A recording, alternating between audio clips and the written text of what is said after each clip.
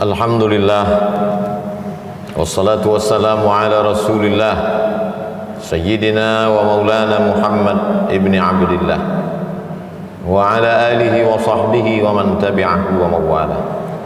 Ashhadu an la ilaha illallah wahdahu la sharika lah wa ashhadu anna sayyidana Muhammadan abduhu wa rasuluhu la nabiyya ba'dah. Allahumma salli ala sayyidina Muhammadin an-nabiyil ummi wa ala alihi wa sahbihi wa barik wa sallim. Qala Allah ta'ala fil Qur'anil 'azim wa huwa asdaqul qailin. A'udzu billahi minasy syaithanir rajim. Ya ayyuhalladzina amanu taqullaha haqqa tuqatih wa la tamutunna illa wa antum muslimun. Wa qala ta'ala fi ayatin ukhra. Ya ayyuhalladzina amanu taqullaha wa qulu qawlan sadida yuslih lakum a'malakum wa yaghfir lakum dhunubakum wa man yuti'illaha wa rasulahu faqad faza fawzan 'azima. Ibadallah, usikum wa nafsi bi taqwallahi wa ta'atihi faqad fazal muttaqun. Hadirin jamaah Jumat yang dimuliakan Allah Subhanahu wa taala. Seekor semut melihat setetes madu jatuh ke dahan kayu yang lapuk. Dia mencium aromanya dari jauh. Kemudian dia mulai mendekat. Dia tahu ini harum semerbak. Lalu kemudian dia mulai mencicipi manisnya.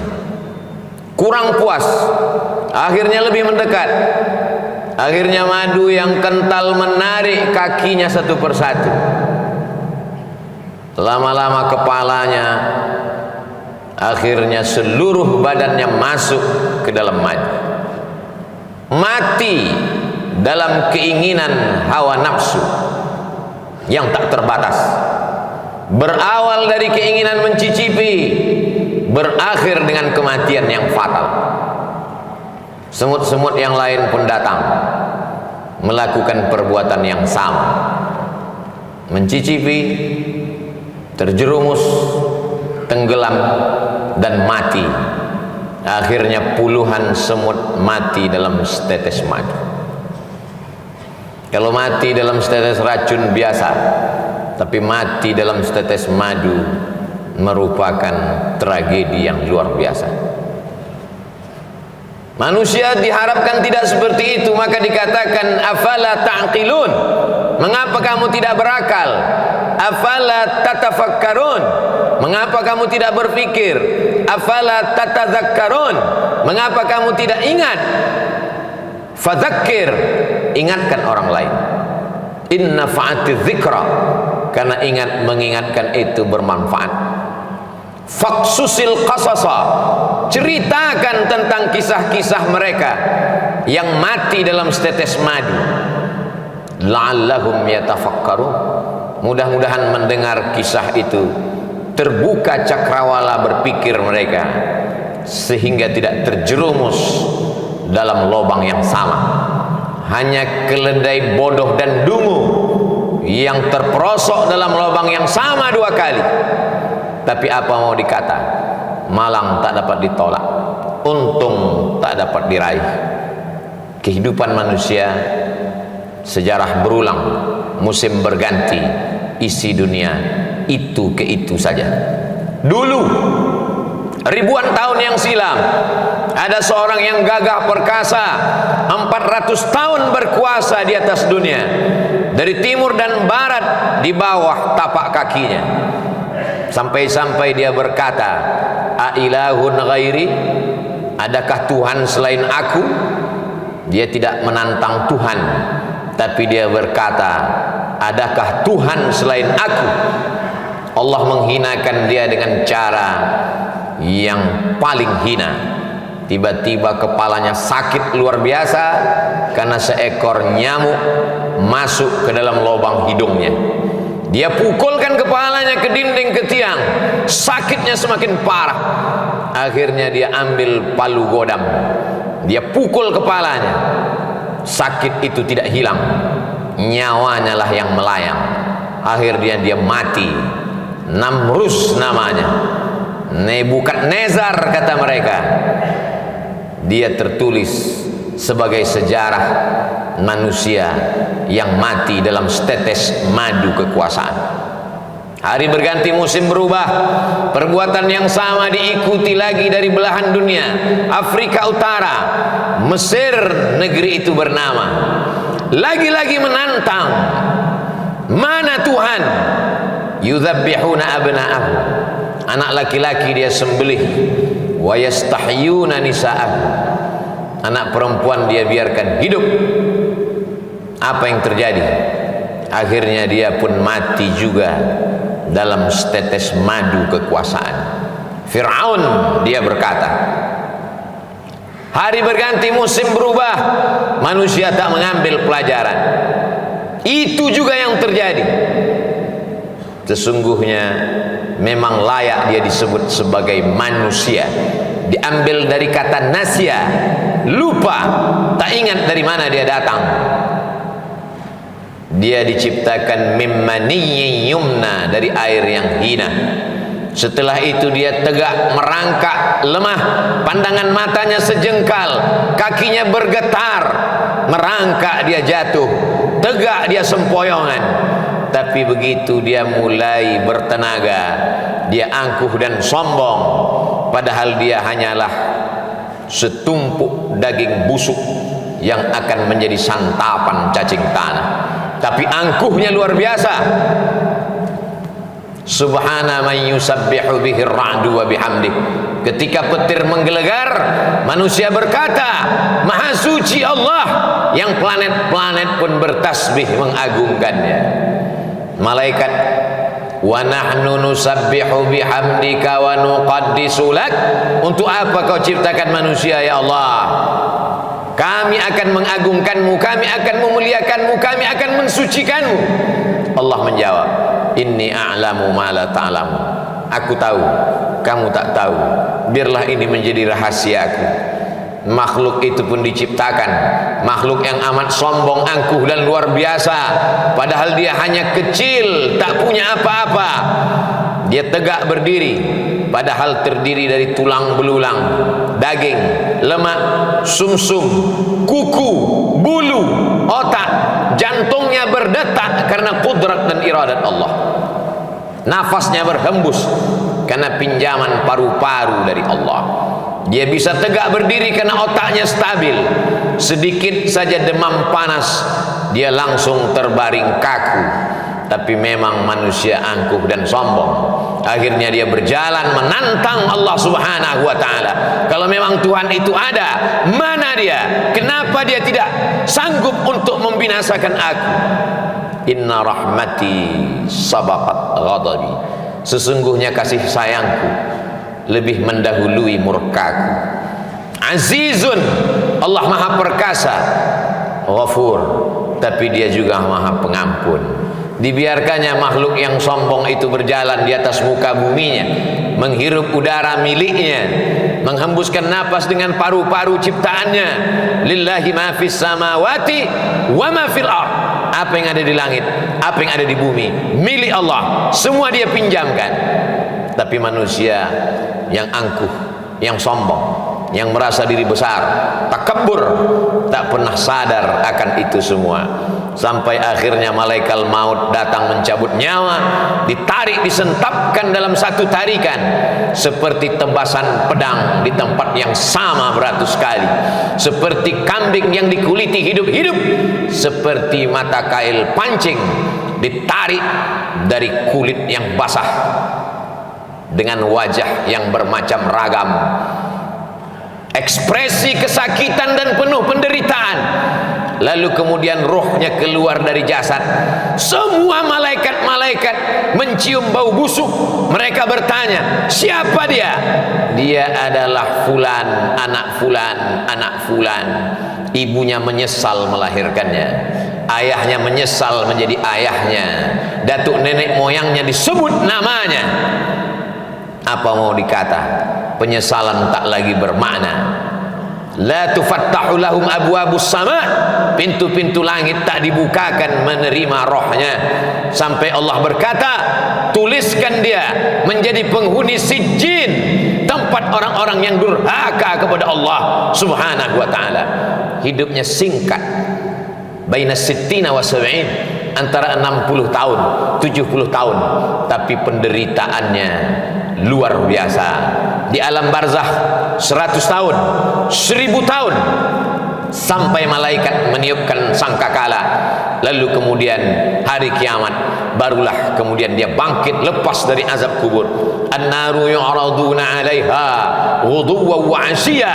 Azab neraka ditampakkan di depan biji matanya pagi, petang, siang dan malam. Itulah mengapa orang beriman diminta sebelum salam berkata, Allahumma inni a'udzubika min azabi jahannam wa min azabil qabr. Jauhkan aku dari azab neraka jahanam, jauhkan aku dari azab kubur. Penderitaan demi penderitaan terus datang silih berganti. Orang yang tak tahu berkata, kita antarkan dia ke tempat peristirahatan, padahal azab kubur, azab yang pertama, disusul dengan azab mahsyar, disusul dengan titian siratal mustaqim, puncaknya adalah neraka jahanam. Ketika dia dimasukkan, lalu kemudian malaikat bertanya kepada mereka, alam ya'tikum rusulun, apakah belum datang rasul?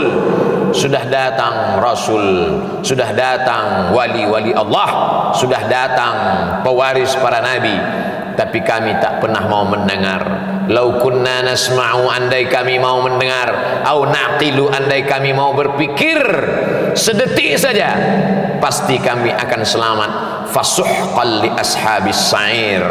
Apa mau dikata, tulisan sudah ditetapkan. Ketika mereka melihat neraka jahanam menyala, pekikan teriakan azab terdengar di ujung telinga, mereka pun berkata, Rabbana, ya Allah, absarna, biji mata kami sudah melihat azab, wa sami'na, telinga kami sudah mendengar azab, farji'na, kembalikan lagi kami ke dunia, na'mal salihah, kami ingin beramal saleh, inna muqinun, kami yakin seyakin-yakinnya. Tapi penyesalan, air mata darah menetes dari kelopak mata, tak dapat merubah keadaan. Itulah mengapa Allah subhanahu wa ta'ala masih mengingatkan laki-laki yang baligh berakal dalam keadaan sehat walafiat, telinganya wajib mendengar wasiat takwa dari khatib, usikum wa nafsi bi taqwallah. Dengarkanlah, takutlah kepada Allah subhanahu wa ta'ala. Andai kaki pernah melangkah ke masjid, andai tangan pernah mengusap kepala anak yatim, andai akal pikiran pernah berpikir bagaimana menolong rumah Allah, bagaimana menolong agama Allah, bagaimana menolong yatim, fakir, miskin, du'afa, hamba Allah yang teraniaya, andai mata pernah menetes di tengah malam, ainani, dua biji mata, la yamassuhuman nar, yang tidak terkena jilatan api neraka, ainun bakat min khasyatillah, andai pernah terbangun di tengah malam lalu berkata, Rabbana zalamna anfusana wa illam taghfir lana wa tarhamna lanakunanna minal khasirin. Andai lidah pernah berkata subhanallah wa bihamdihi subhanallahil azim, andai lidah pernah berkata Allahumma salli ala sayyidina Muhammad wa ala ali sayyidina Muhammad, andai lidah pernah berkata afdaluz zikri fa'lam annahu la ilaha illallah, andai lidah pernah dipakai untuk mendengarkan tausiah, khutbah, nasihat, wa tawasau bil haq, wa tawasau bil haq, andai tenggorokan pernah dipakai untuk menyuarakan amar ma'ruf nahi mungkar, andai jabatan yang dititipkan di ujung jari telunjuk pernah dipakai untuk menolong agama Allah, tentulah hari itu dia akan menolong. Andai pernah dipakai untuk mewakafkan kitab Allah, Iqra'ul Quran, bacalah Al-Quran, fa innahu ya'ti yaumal qiyamah, dia akan datang pada hari kiamat, syafi'an li ashabi, memberikan syafaat pertolongan kepada orang-orang yang pernah membacanya, mewakafkannya, memberikan jabatannya, hartanya, kuasanya, suaranya, ilmunya untuk mencerahkan hamba Allah di atas muka bumi Allah, menolong agama Allah, tapi tak satu pun dari anggota tubuh itu dapat menolong. Maka dikatakan dalam doa Nabi, mat'na bi asma'ina wa absarina wa quwwatina, jadikan pendengaran kami, pandangan mata kami, tenaga yang kau titipkan pada tubuh kami menjadi nikmat. Jangan jadikan dia sebagai azab ya Allah. Sakit bukan azab, karena sakit boleh jadi menghapuskan segala silap salah dan dosa. Susah bukan azab, boleh jadi kesusahan membuat orang taubat, kembali ke pangkal jalan, mengenal Allah subhanahu wa ta'ala.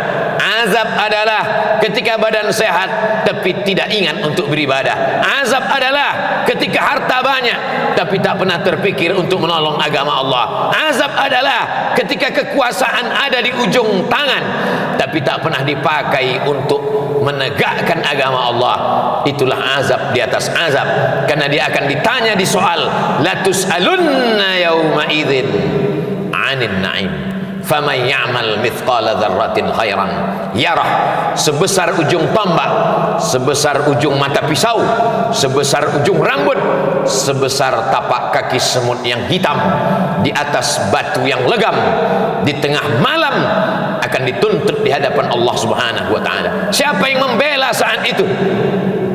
Yauma yafirrul mar'u min akhihi, saudara kandung pun akan lari, wa ummihi, ibu kandung, wa abi, ayah kandung, wa sahibatihi, istri lari dari suami, suami lari dari istri, wa bani, anak-anak dibesarkan, disekolahkan, dikandung 9 bulan 10 hari, disusukan 2 tahun, kaki jadi kepala, kepala menjadi kaki, untuk membesarkannya, untuk menyekolahkannya. Tapi ketika menghadap Allah, mereka pun tak dapat menolong. Yang hanya bisa menolong adalah ayyukum ahsanu amala, hanya amal-amal soleh yang bisa menolong di hadapan Allah. Yauma, pada hari itu, la yanfa'u malun, harta tak berguna, wala banun, anak tak bermanfaat, illa man atallah, kecuali orang yang datang menghadap Allah biqalbin salim, dengan hati yang bersih, bersih dari hasad, bersih dari dendam kesumat, bersih dari sifat ujub, bersih dari angkuh, bersih dari merasa lebih hebat, lebih tinggi, lebih mulia, lebih berkuasa, lebih berharta. Semuanya dia tundukkan di hadapan Allah. La yadkhulul jannah, tak masuk surga. Man kana fi qalbihi, siapa yang dalam hatinya mithqala habbatin min khardalin min kibrin, ada angkuh walaupun sebesar ujung rambut, tetap akan diminta pertanggungjawaban di hadapan Allah subhanahu wa ta'ala. Jamaah Jumat yang dimuliakan Allah subhanahu wa ta'ala, hari berganti, musim berubah, waktu yang sudah ditentukan sampai dalam hitungan detik. Idza jaa ajaluhum, kalau ajal sudah sampai, la yastakhiruna sa'atan, tak dapat ditunda walau sesaat, wala yastaqdimun. Mata yang terang benderang mulai melihat ruh keluar, terbuka kelopak biji mata, ternganga mulut, ruh pun dicabut. Akhirnya semua hanya sekedar menjadi mimpi dan kenangan semata. Mimpi menjadi orang kaya, mimpi menjadi penguasa, mimpi menjadi orang yang disanjung dan dimuliakan. Pada akhirnya tetap juga akan menghadap Allah subhanahu wa ta'ala. Semua akan mengiring, semua akan bersedih, semua akan menangis. Yatsba'ul mayyita salasun, yang mengiringi ke liang lahat ada 3. Maluhu, hartanya, kendaraan yang dia beli dengan tetes peluh keringat dan air mata. Harta benda ikut mengiring sampai ke tempat parkir taman pemakaman umum. Sahabat, kerabat, handai tolan, anak menantu, kawan sejawat ikut mengiring, menangis mereka sejenak. Setelah itu mereka pun akan pulang ke rumah. Yang ingat, kalau pernah anak disekolahkan ke pondok pesantren menghafal Quran, di tengah malam dia terjaga, dia sholat tahajud, dipandangnya gambar wajah ayahnya di tepi dinding, gambar mulai lusuh, Di saat itu dia pun mengangkat tangan dan berkata, Rabbighfirli wali walidayya warhamhuma kama rabbayani shaghira. Menetes air mata di ujung kelopak jatuh ke bibirnya. Sayup-sayup dia berkata, Allahumma ja'al qabrahu rawdatan min riyadil jinan. Jadikanlah kubur ayahku salah satu dari taman-taman surgamu ya Allah. La taj'al qabrahu hufratan min hufarin niran. Jangan jadikan kubur ibuku salah satu dari lubang nerakamu ya Allah.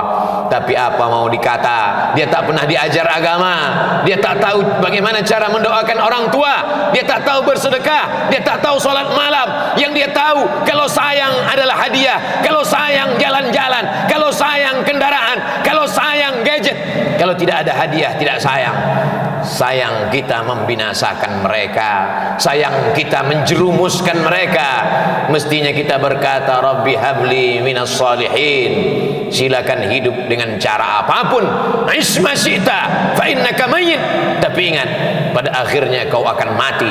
Kau akan digiring ke liang lahat, kau akan dibalut dengan kain kafan, kau akan ditinggalkan, hidungmu akan menempel dengan dinding liang kubur yang tidak bersemen apalagi berkeramik. Kau akan ditimbun, kuburmu akan diinjak, dipadatkan. Mereka semua akan pulang ke rumah, rumah yang kau bangun bagaikan istana, kendaraan yang mahal, keluarga. Mereka semua akan berebut harta warisan. Datang sendiri, kembali pun sendiri menghadap Allah Subhanahu wa taala. Barakallahu li wa lakum fil Qur'anil azim wa nafa'ani wa iyyakum bima fihi minal ayati wadh-dhikril hakim wa taqabbala minni wa minkum tilawatan innahu huwal ghafurur rahim. Allahumma shalli ala sayyidina Muhammad wa ala ali sayyidina Muhammad.